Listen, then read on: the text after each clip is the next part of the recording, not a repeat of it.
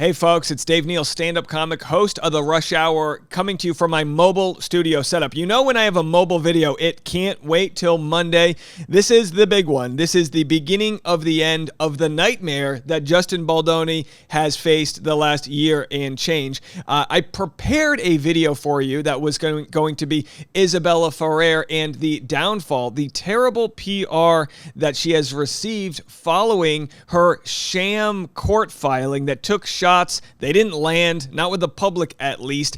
I've got all of that for you. And then I'm going to share this information that came out yesterday from Katie, the Without a Crystal Ball Instagram account. Absolute insane. Former Daily Mail reporter James Vituscka, you can see it right here, sent an email and he laid out how Taylor Swift's publicist knew what was going on. Taylor wanted nothing to do with it, and basically lays out Justin Baldoni's entire case. This calls out James Vituscka for either lying under oath, changing his story, being not credible, all of the above. We're going to get into that at the end, so stick around for Isabella, that conversation, and then this bombshell news. Hey folks, it's Dave Neal here with a special bonus weekend episode of The Rush for you, sponsored by Scatter Slots. More on that in a moment. But what a wild time to be alive, isn't it? I'm going to share all of the updates that came out this week, and I'm sure there's more that I'm not even going to get to in this special dedicated episode to the Blake Lively versus Justin Baldoni lawsuit. The actual trial doesn't start till March of 2026, although doesn't it feel like that's approaching very quickly as the kids are going back to school? Well, this is our Saturday morning cartoon session right here. And cartoons they might be. People are calling Isabella Ferrer and Blake Lively frauds. That by the two-face sort of commentary she gave to Baldoni and is now clearly supporting Blake Lively. We're going to break down what the content creators are saying. We've got Billy Bush, we've got Shirsty, we've got others, some that are saying that Isabel is a victim of Blake Lively's and she's being rewarded for her silence. Some are saying that she's just as bad as Blake. And what does this all come from? This week came out of nowhere, right? Every week seems to bring a new crazy aspect to this trial. We have Blake Lively, of course, suing Justin Baldoni. He was responding with his own lawsuit. His was essentially thrown out, his defamation lawsuit. Now it all hinges upon Blake Lively trying to unearth this idea that Justin smeared her. But every sort of indication is that he was a pretty good boss. So we're going to get into it. First, I wanted to share with you, and again, lots to talk about. Let's just open it up. Let's wet the palate with Billy Bush from Hot Mic with Billy Bush. Here's what he had to say about Isabel. Now, if you haven't caught up on it, Isabel is, I guess, trying to dodge the subpoena from Justin Baldoni. He tried to serve it electronically. He's tried to serve it in person. She was willing to receive the subpoena from Blake. Isabella is the actress who played Blake's younger version of herself. So what gives? Why not speak to Justin? I mean, you have to. Here's what Billy has to say. Her new name is Isabel Ferrod. It's ridiculous. Ferrod. What a fraud. And again, look, she's a young woman and you make mistakes. She's only 24 or something like that. So 26. I want her to be forgiven after she does the right thing, and that is come forward and apologize. Billy, I love you. But if one more person calls that girl young and naive and she needs to be forgiven, I'm going to crash out. That's a grown woman. Yeah, she's not 14. She's not 15. She can rent a car. She's the insurance companies think she's old enough. She can run for office, not president, not yet at least. I mean, someone made the comparison. She's the same age as Caroline Leavitt, the press secretary for Trump. So she ain't young. She's playing dumb. Absolutely. This is Ellsrich, by the way, calling her out. She could vote. She could go to war. She could get a rental car. She's not a young woman. She knows what she's doing. And so right now, Justin is giving her a way out, which is more than I would offer her. He's saying, you know what, if you don't want to be in this mess as much as you say you don't want to, if Blake agrees to leave you out, I won't touch you. I won't use your messages. I won't use your communication. I won't use anything. I can wash your hands off of this and you can go away. And I wouldn't have offered her that. And he's still being kind. I would drag her through the mud. Come on, let's go. Now, of course, they know the stipulation they offered, which was we don't have to talk to you if Blake doesn't want to talk to you. They know that that's not going to happen because Blake has already sent her a subpoena and whatnot. And by the way, I hadn't listened to this. I wanted a fresh reaction. So it's funny that Ellsworth thought the same thing as I did, which is she's old enough to rent a car. She's George Clooney's niece or whatever the heck she is. She knows exactly what she's doing. All right, well, coming up next, I'm going to share with you of course, the text messages she sent to Justin Baldoni and how the internet is using her own words against her. So much to get into, but first, a quick word from our sponsor. Today's bonus weekend episode is brought to you by Scatter Slots. Scatter Slots is my favorite gaming app. Now, you might be tired of the boring slot machine apps, the double sevens, the diamonds, the fruits, they line up. We get it. We understand. Scatter Slots is completely different. They take you into a magical world of fantasy slots. That's right. You can unlock different characters. Check out this guy right here. Is that not the spitting image of your boy Dave over here? A younger, stronger, tanner version. It doesn't matter. You can unlock different characters. You can play online or offline, which is great for commuting. You're stuck on a flight. You're in a business meeting with no Wi-Fi. I understand. But my favorite part is you can choose how you play. Journey mode lets you complete missions and move through enchanted realms, while free mode is perfect for relaxing spins at your own pace. Every week brings new themed slots and original music, so the game's always going to feel fresh. So if you want to download Scatter Slots for free, use the link in the description, or you can just scan this QR code right here. Now back to the show. So this is what was said to Justin Baldoni after she finished filming. And again, you take it with a grain of salt because you're always going to kiss ass and everything with your boss. But Justin said, "You did awesome today. So happy to be working with you." She said, "Thank you so much. I'm so excited. Thank you for being a great director and being so wonderful to work with already. Let me know whenever you need me for anything." Now, if that was all it was, you would say, "Okay, well, I get it. You gotta do what you gotta do. You gotta flagellate. You gotta fellate. Whatever you gotta do. You gotta keep your gigs lined up." Justin says, "So kind. More to come. You're gonna kill it." She says, she loved it. And then she said, "Hey, just got my film developed from when we were shooting. So here's this sweet pic. I also have to say thank you so much for an incredible experience on my first film. I still can't shake the feeling of it all because it truly was life-changing for me. You're such a wonderful, smart, and sincere director, and you created such a comfortable, safe space for me to feel like I could fully step into this role. I couldn't have asked for a more welcoming environment. It will stay with me for the rest of my life. See you soon, whether in the fall or later, and hope you're doing well." Well, see you soon, except if you're trying to serve me a subpoena, it seems. He says, "Isabella, wow, what a kind of message. So you're a joy, blah, blah, blah," right? That's that. Well, now the internet's using her words against her and saying, no, we should believe women. From the very beginning, we've been told by Blake Lively supporters that we should believe women, believe their words. And by the way, generally, I'm not trying to use this against her. I'm going to read what people are said, but I love the idea. And it's like, look, yeah, I think that the pro-Justin side is no more or less anti-women or pro-women than the Blake side, right? The Blake side, yes, it's female facing because it's Blake Lively, but it's right behind Blake is Ryan Reynolds. On the Baldoni side, he's supported by his lovely wife and all the other people, the PR folks that are involved here. So it's not a man versus a woman situation. It's way more complicated than that. So either way, they say believe the words. Remember, only a misogynist and a MAGA supporter would discount the words of a woman. We need to believe women. Isabella Ferrer said Justin Baldoni created a comfortable and safe space for her. I believe her. Isabella Ferrer said Justin Baldoni created a welcoming environment. I believe her. Isabella said Justin Baldoni is wonderful, smart, and sincere. I believe her. Isabella said Justin created an experience. I believe her. And it goes on and on and on, sharing all the highlights from those texts. Isabella said Blake is her new best friend, big sister, and mentor. I believe her. Isabella said she does not want to be a part of this litigation, even though Blake named her as a person with relevant information. I believe her. Isabella said she would see Justin in the fall or later. I believe that. The trial date is set for March of 2026. She will be reading her text messages to a jury and rewatching the videos where she praises Justin. See you soon, Isabella. And again, there's going to be some folks that say, hey, she's in a tough place here.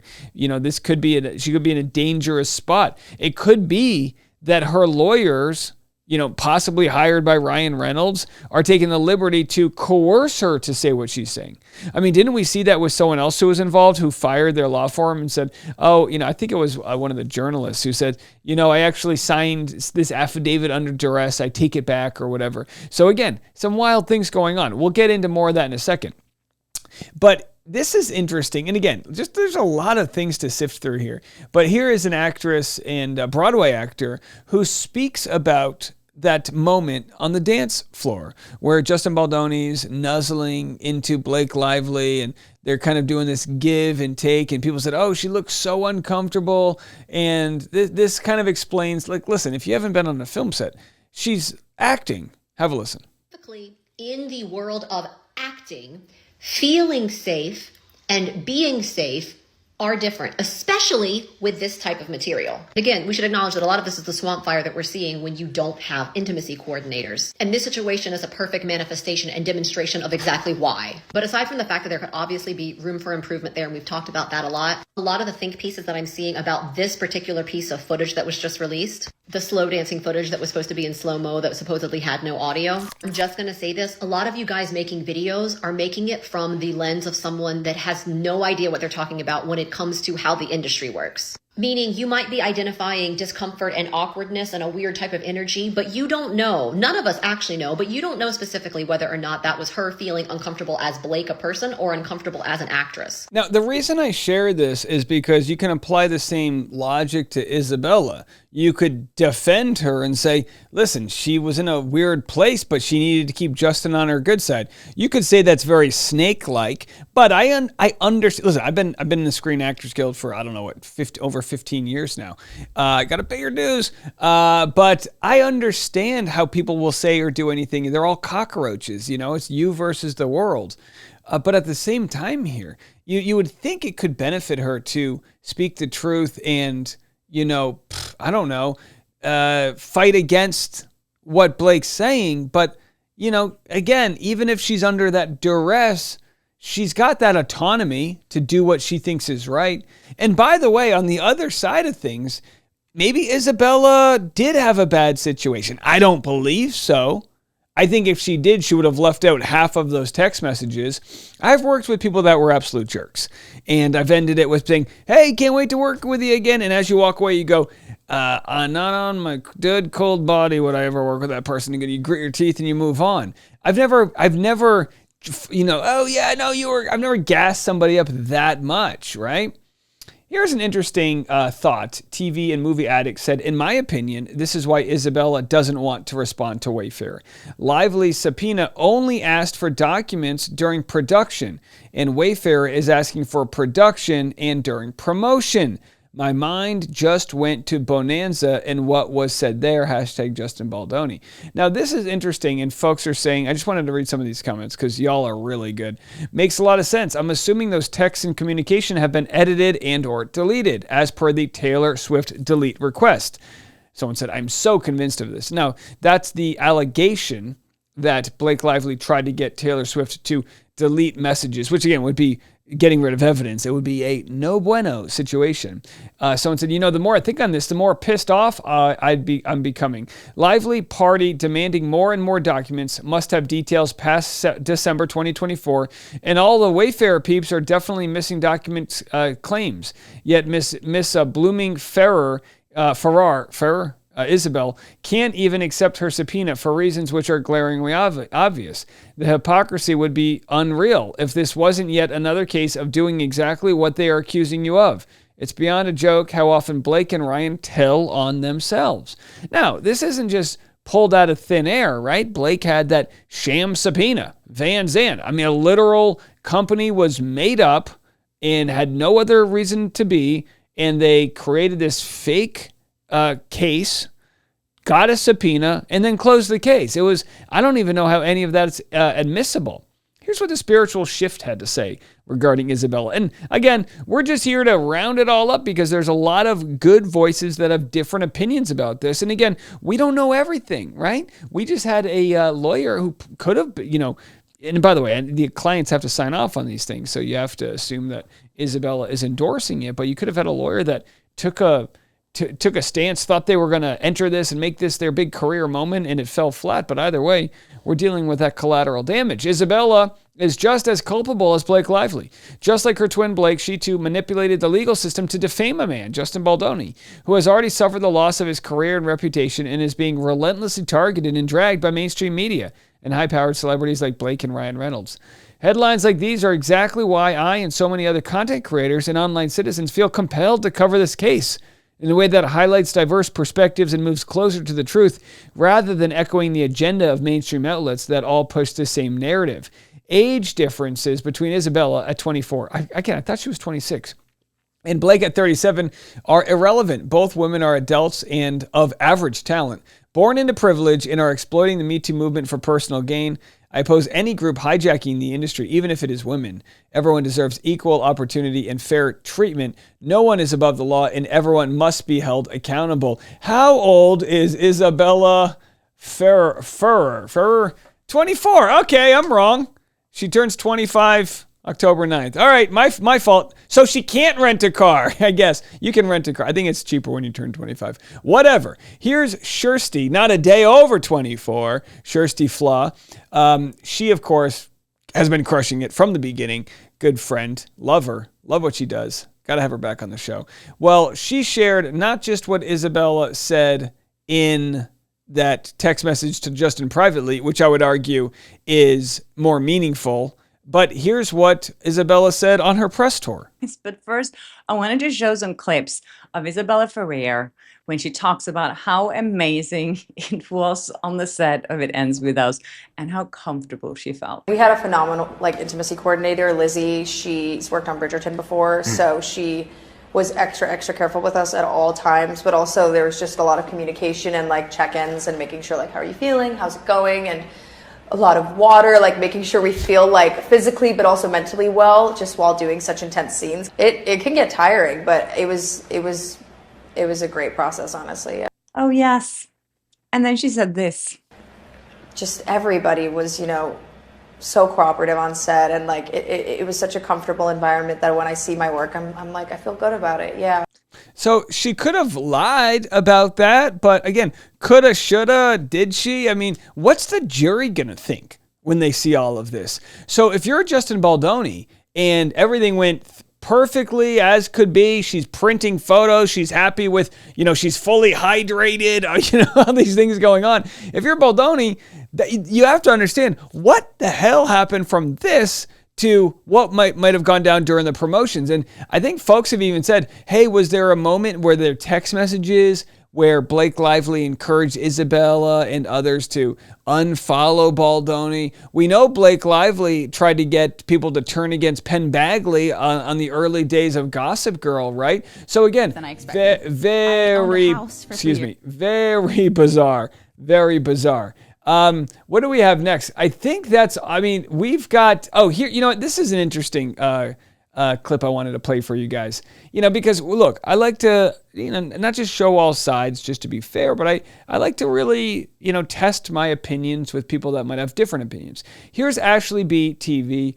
She's covering the case. I think she does a really good job here. On a relatively smaller size content creator. Let's get her to 10,000 subscribers. She's right there, folks. But here, after the end of this nice long video, she thinks and puts the case together that Isabella is possibly a victim of Blake's. Have a listen. That's why I see Isabella Ferrer as a victim, not of Baldoni's legal process, but of Blake Lively's influence and a Hollywood culture that rewards silence, compliance, and spin while punishing anyone who dares to break ranks. Drake Bell recently had the documentary called Quiet on Set. You remember. He was told to be quiet on set. Play the game, play along, or we will destroy your career. And what do you think Isabella is being told right now? She wasn't being told to be quiet on set with Justin Baldoni. She was told, hey, work with these women. Get some great coordination. We want you to feel comfortable. She's saying this was wonderful. This was comfortable. And now Blake Lively is saying the world is still our stage and I need you to be quiet on set. And that, my friends, is why Isabella Ferrer is still a victim. Sending her hate messages and threatening, honestly, nonsense does not help anyone. It, in fact, is hurting Justin Baldoni's case and the truth and justice. This isn't about harassment claims or subpoenas. It's about how power works in Hollywood and how young talent can get swept up, elevated, and some might say groomed to play a part in someone else's fight. You shouldn't be upset with Isabella Ferrer. Isabella Ferrer is probably on pins and needles right now. It's not like Isabella Ferrer can go work at a restaurant. Well, listen, I'm not going to pray for her. I'm not, but I do respect that opinion that Isabella is stuck between a rock and a hard place. I remember years ago, I was working on set. It was, one of those like Law and Order TV shows.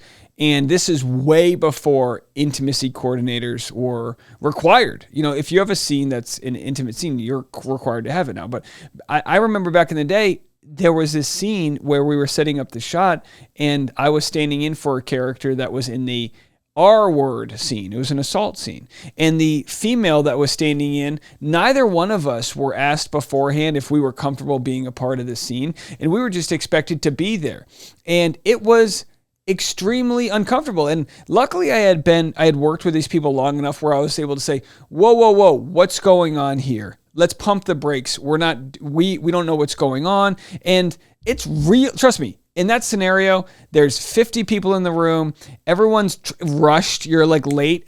Time is money. You got to get the shot. And bad things can happen in those circumstances. And there's hardly ever a person there to fight for you. When you're a younger actor, when you're, not on the top billing, you don't have an agent there. You don't have your PR people there. That's what's so crazy about Blake Lively. At her level, there are so many people making money off of her. An agent's getting 10%, a manager's getting 10 to 20%. There's lawyers, your publicist, your PR person. You probably have your assistant there that's just kind of holding onto your phone and covering, basically your babysitter. There are so many people that would have been in earshot of Blake Lively that if Blake was actually voicing her complaints in the moment, those people would exist. We were told early on there was a private driver of Blake's that overheard this whole situation. What? We have Blake talking about Justin Baldoni in a moment where he shared a story where there was no consent in his first sexual experience, which we later found out the story was that he didn't give consent. So that he was actually, I guess, in that story considered maybe not a victim, but it was a scenario where it was actually completely reversed and made to make him look like the bad guy. So we hear of all these stories. Anybody who did their homework and followed this heard all these stories. Now, again, like 8 months later, we're getting to the part where it's like, all right, show the math. Show how you got to where you're going. Where is the evidence? And not only do we not have the evidence, we've got Isabella not even wanting to, open up the notebook and share what she knows. So I don't know what happened between her and Blake. It could be a scenario, and you see this in cults, and I'm not trying to say Blake's got a cult going on here, but there are scenarios where you open up to someone, you share information with them. I think Scientology calls it like deburdening, right? Catholics, we got the confessional, although the priest ain't talking, we hope. Say it Our Father, and you're good. But you have these scenarios where could it be that Blake got close to Isabella and is holding things against her? Honestly, we don't know. It also could just be that Isabella has made a calculated decision that she's going to do what's best for her career, snake move, and will backfire. Because, and I hate to say it, I'm sure Blake Lively's learned this, there's always 1,000 people waiting in line to take your job. And if you don't offer something super unique, you age out of the thing that they cast you for in Hollywood. You got to become a writer or even worse, a stand-up comedian. By the way, my last show tonight is at St. Louis Funny Bone. I was here for, I think, 5 shows this weekend. So if you want to check that out, I think I actually had 2 shows tonight. It's Saturday if you're checking it out. Either way, that's going to do it for this video. If there's any other breaking news updates, I'll throw them in right here because God knows things are breaking last minute. Just when you think it gets quiet in this game, boom, they hit you with some new nonsense. All right, folks, as promised, I was going to break in with this bombshell news. Could not wait till Monday. Let's break it down. So Katie has been dropping the receipts without a crystal ball. You got to follow on Instagram. Insane. And I'm wondering, did all of the media take the weekend off? Are they all on some corporate retreat? Nobody's covering this? Where are my content creator friends? Insane. I'm just going to read what Without a Crystal Ball had to say regarding this email from James Vituscka.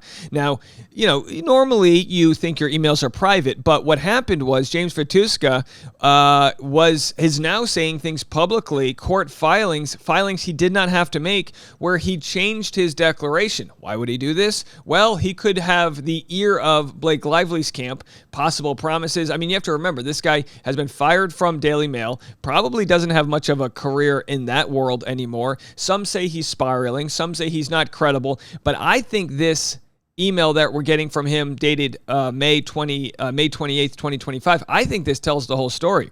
So let's just zoom in. This was sent to Without a Crystal Ball. Actually, on second thought, no, I have absolutely nothing to hide. And the only reason Sloan is doing this, but that is Blake Lively's PR person, is so that she can get excused from a situation that she and Stephanie Jones created. A situation in which a woman falsely accused a man of harassment, knowing that would be Blake Lively accusing Justin Baldoni, knowing that this did not occur, and also knowing that it would destroy his life. She did this to save her own reputation, which was tarnished by her own doing. Sloan played into this by feeding me false information to try and save her client. Sloan is a liar. And if I were to agree to these terms, all it would do is paint me as the dishonest one. It would also throw Nathan, Abel, and Baldoni under the bus, and that is not something that I am willing to do. Not when they are the victims here. What Lively tried to do to Taylor Swift is disgusting.